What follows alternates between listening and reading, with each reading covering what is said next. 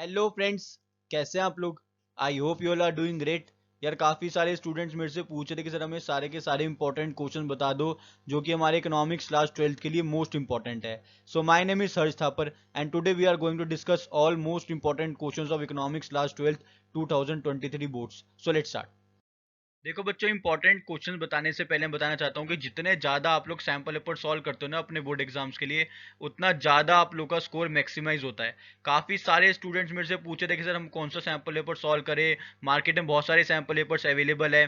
तो बच्चों मैंने काफ़ी सारे सैम्पल पेपर का एनालिसिस किया है और मुझे सबसे सही लगा है वो ऑसवाल्ड गुरुकुल का द 36 सैम्पल क्वेश्चन पेपर। इसके अंदर आपके सारे सब्जेक्ट्स इंक्लूडेड है, English, physical education, computer science, maths, accountancy, economics, business studies, जो भी ये कॉमर्स स्टूडेंट्स के पास सब्जेक्ट हो सकते हैं इसमें सारे के सारे इंक्लूडेड हैं।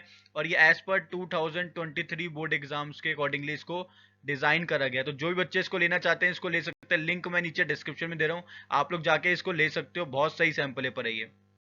जैसे देखो मैंने इस सैम्पल पेपर का एक पेपर उठाया, 31st पेपर है इकोनॉमिक्स के लिए।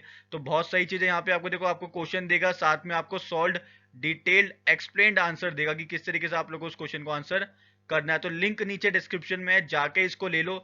एक सैम्पल पेपर एक दिन में भी करोगे तो भी मोर देन इनफ हो जाएगा, ठीक है। लिंक मैं नीचे डिस्क्रिप्शन दे रहा हूँ, आप लोग जाके इसको ले सकते हो, ठीक है। देखो बच्चों, अब हम लोग सारे के सारे इंपॉर्टेंट क्वेश्चंस डिस्कस करते हैं। पार्ट ए, मैक्रो इकोनॉमिक्स से जो इंपॉर्टेंट क्वेश्चंस आप लोग के बनते हैं वो है define macro economics. Most important question है, छोटा क्वेश्चन है, बच्चों को लगता है कि एग्जामिनर ये नहीं पूछेगा, लेकिन एग्जामिनर इस क्वेश्चन को बार बार रिपीट करता है, बार बार पूछता है आप लोग के बोर्ड एग्जाम में।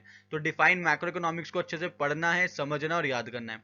मैक्रो इकोनॉमिक्स की डेफिनेशन को याद कर लेना, कहीं से भी याद करो कोई फर्क नहीं पड़ता, लेकिन याद जरूर कर लेना, ठीक है। सेकंड मोस्ट इंपॉर्टेंट क्वेश्चन है, what are the precautions while estimating national income from income method.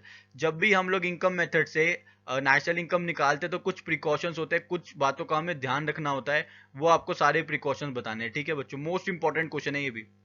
Third important question है, differentiate between capital goods and consumption goods. Capital goods और कंजम्पशन गुड्स में क्या डिफरेंस होता है, 3 से 4 डिफरेंसेस आपको learn करके जाने हैं, ठीक है। फोर्थ इंपॉर्टेंट क्वेश्चन है, is GDP a good indicator of welfare. क्या जीडीपी एक अच्छा इंडिकेटर है वेलफेयर का, आपको इसको डिटेल्ड में एक्सप्लेन करना है, ठीक है। फिफ्थ इंपॉर्टेंट क्वेश्चन है जो कि एग्जामिनर का फेवरेट है, वो है how commercial banks create money. Commercial banks किस तरीके से मनी सप्लाई, मनी को क्रिएट करते हैं, वो आपको बताना है, ठीक है बच्चों। मोस्ट इंपॉर्टेंट क्वेश्चन है, एग्जामिनर का फेवरेट है, कई बार पूछता है आप लोगों से क्वेश्चन।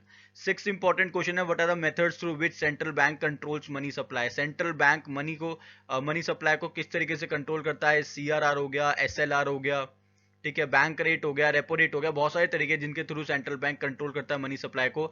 आपको सारे के सारे ए टू जेड आने चाहिए ये, ठीक है। सेवंथ इंपॉर्टेंट क्वेश्चन है, what are the components of aggregate demand. Aggregate demand के कौन कौन से कंपोनेंट्स होते हैं आपको बताने हैं। एट्थ इंपॉर्टेंट क्वेश्चन है, explain the problems of deficient demand. Deficient demand क्या होती है बच्चों, जब भी एग्रीगेट डिमांड एग्रीगेट सप्लाई से कम होती है तो उसको हम बोलते हैं डेफिशिएंट डिमांड। इसको लेके क्या क्या इंपैक्ट्स पड़ सकता है इकोनॉमी में, इसकी क्या क्या प्रॉब्लम्स हो सकती है, वो आपको बतानी है, ठीक है।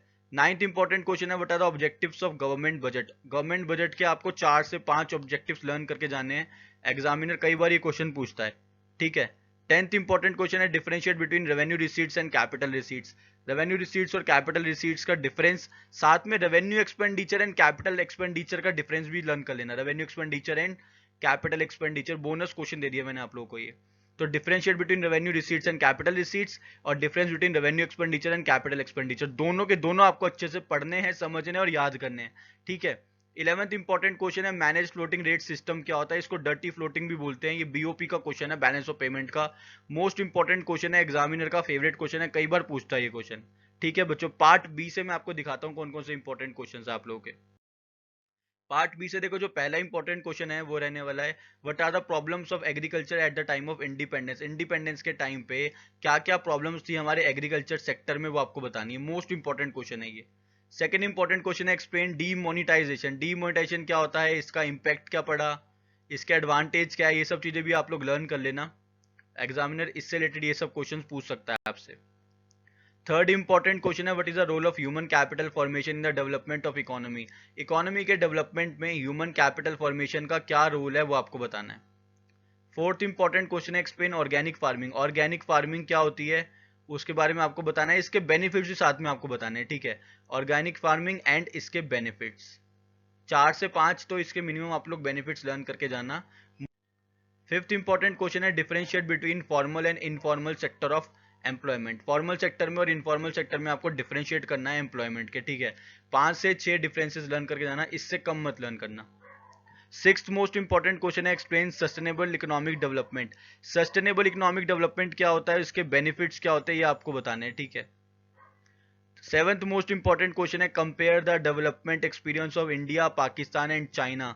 इंडिया, पाकिस्तान और चाइना के बीच का कंपेरेटिव डेवलपमेंट बना लेना, किसने कौन कौन सी पॉलिसीज अपनाई, जीडीपी किसकी कितनी है, पॉपुलेशन कितनी कितनी है, इन बेसिस पे इनको डिफरेंशिएट करके याद कर लेना, ठीक है बच्चों।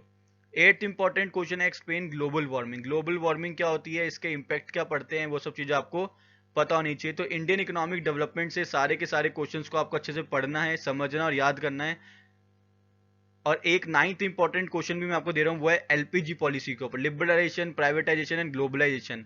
इस पॉलिसी को आपको अच्छे से पढ़ना है, समझना, याद करना है, मोस्ट इंपॉर्टेंट है ये, ठीक है बच्चों, मोस्ट इंपॉर्टेंट है ये। तो मैंने आज आप लोगों को सारे के सारे इंपॉर्टेंट क्वेश्चन बता दिए जो कि आपके मैक्रो इकोनॉमिक्स से बनते हैं और इंडियन इकोनॉमिक डेवलपमेंट से बनते हैं। आई कैन अश्योर यू कि अगर आप लोगों ने सारे के सारे क्वेश्चंस कर लिए तो आपका स्कोर डेफिनेटली मैक्सिमाइज होगा। कोई चांस ही नहीं है कि आपका स्कोर मैक्सिमाइज ना हो, लेकिन ये सारे क्वेश्चंस को अच्छे से पढ़ना है, समझना और याद करना है, ठीक है। और कोई भी दिक्कत लगती है तो नीचे कमेंट करके आप लोग मेरे से पूछ सकते हो। All the very very best बच्चों, चैनल को सब्सक्राइब करना मत भूलिएगा और साथ में लगे बेल आइकन को प्रेस कर देना ताकि लेटेस्ट वीडियोस और अपडेट्स आप लोगों से पहले मिलती रहे। Thank you.